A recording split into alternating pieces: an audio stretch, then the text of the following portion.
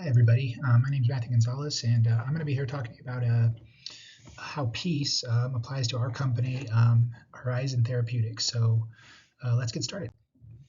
So the first thing we're going to talk about is what is peace. We'll figure out both from the godly perspective and from the earthly perspective what exactly we mean when we say peace. We'll see how this concept is illustrated. So how is peace displayed, right? It's kind of a abstract concept, and so we need some way to identify that peace as being delivered. We'll see how this relates to us. How exactly can peace relate to um, Horizon Therapeutics, and then exactly what we'll do after that is figure out what can we do within our company to embody this concept of peace. So the first thing we'll go over is what are we talking about when we say peace? There are two types of peace that we know of from the Bible. First, there's godly peace, which we see identified and defined in John 14:27, which says, "I leave with you, my peace I give you. I do not give to you as the world gives. Do not let your hearts be troubled, and do not be afraid." So we see here, right here, that it's God's peace that He can give. So we know that this is distinct from earthly peace. This is reiterated in Colossians 3:15, which states, "And let the peace of Christ rule in your hearts, to which indeed you were called in one body." So we see here that there's godly peace, there's Christ's peace, and we know, I think it's obvious that human beings can't possibly give that kind of peace.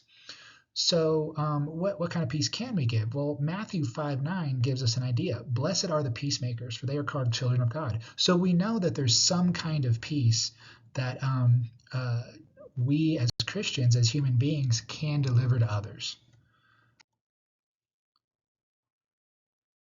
Well, the kind of peace that we're pursuing clearly cannot be this godly peace. We just have to acknowledge that we can't give people the peace that God gives. However, what we can do is give the earthly peace. In fact, God actually tells us to give earthly peace in Romans 12:18. "If it is possible, as far as it depends on you, live at peace with everyone." So God is telling us to now be at peace with people. So we know again that although distinct from God's peace, there is a type of peace that God wants us to do. Therefore, if our company can deliver peace, we're going to do God's will. And that this is amazing, right? Our company can now do God's will for us. So the next thing we'll talk about is, in what ways is peace delivered? So how do we know that we've given peace to people? One of the ways is peace is demonstrated through well-being, which has been shown in some research by Sophie et al. Here. The way we know, well, what is well-being exactly? Well, well-being is defined as giving happiness or displaying happiness, health, and prosperity. So we do know that peace is the general notion can be given through well-being, and we know that that well-being is the idea of happiness, health, and prosperity. Well, we as a pharmaceutical company, clearly we can bring health, but also maybe we can get some happiness in here too. So another way we can get peace is through non-attachment. This was shown in research as well. So what we mean by this is as people become less attached to these material things, they can be at peace with the world, right? And God actually, again, tells us to do this. He tells us to disregard earthly treasures. He says in Matthew 6:19, "Do not store up for yourselves treasures of earth where moths and vermin destroy and where thieves break in and steal." Also, Ecclesiastes 5:10 says, "Whoever loves money never has enough. Whoever loves wealth is never satisfied with their income. This too is meaningless." Therefore, we can see that God again encourages this non-attachment. Well, if non-attachment implies peace and God is telling us pursue this non-attachment idea, then a way that we can display peace is by giving this non-attachment to people. So how can we deliver peace now, right? So we saw the general ideas about how peace is displayed. Now let's get a little more specific. What can we do? One way is to improve our connections with between patients, and providers. Um, this is, again, we have some research to back this up. Darabos and Rena from 2022 tells us that the a way to bring peace to people is our patients is to make sure there's a good connection between the patients and the providers. Well, clearly, us as a rare disease drug company can offer that kind of peace. Um, we have the unique opportunity to talk to people that or not many people, right? So it's a rare drug, rare disease drug. So we can have a little more personable relationship with our patients. Additionally, we can bring peace to families. Provider and family communication bring peace for loved ones, as shown in some more research here. So uh, this kind of hints at that non-attachment thing. If we now work with families and make sure the families are comfortable with this idea of a loss of a loved one, and we start having that relationship with the families, we can bring the families peace as well. So it's not just limited to our patients. We can actually bring peace to our families. And this family now losing this attachment to their person is something we can help with. And again, God encourages this. So the last idea here is what can we do specifically? So how do we as a company, how does this apply to you guys? What can we do with you guys to embody this value of peace? Well, one way we can do it is incorporate our patients in our drug development.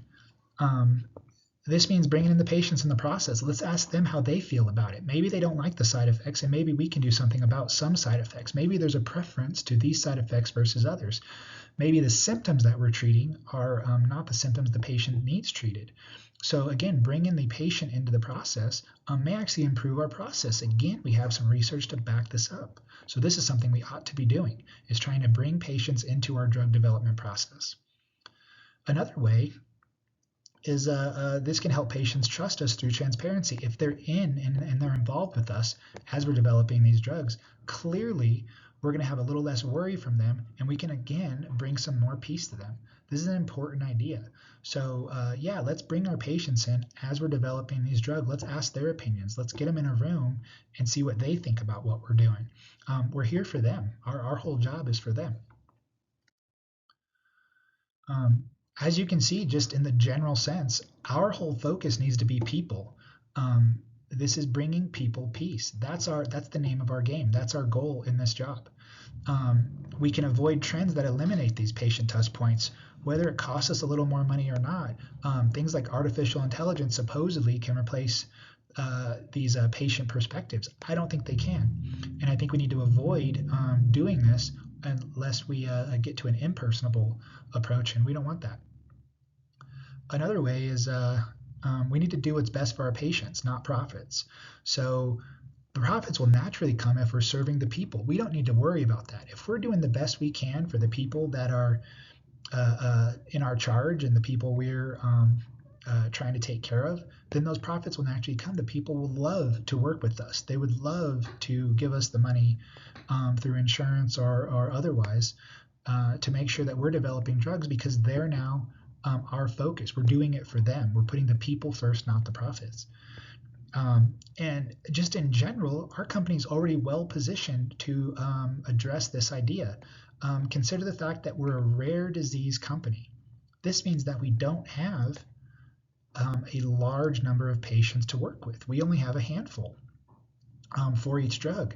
So if we only have to work with 100 versus something, say, for COVID-19, which went through the entire world, that's a little harder to work with individual patients. Our drugs aren't built for that. We're built for the rare diseases. And for those rare diseases, we only have a few people that we have to consider.